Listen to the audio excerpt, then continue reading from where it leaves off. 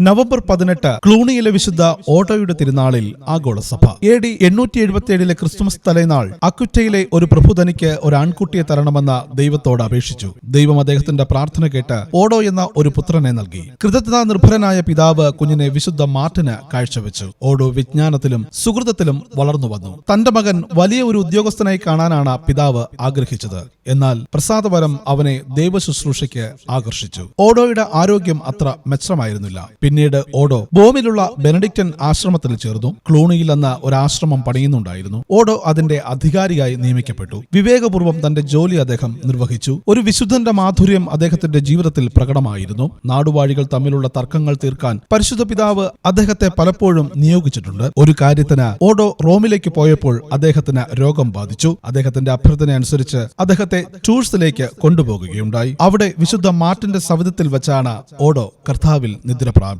വിശുദ്ധ ഓടോ, ഞങ്ങൾക്കു വേണ്ടി പ്രാർത്ഥിക്കണമേ.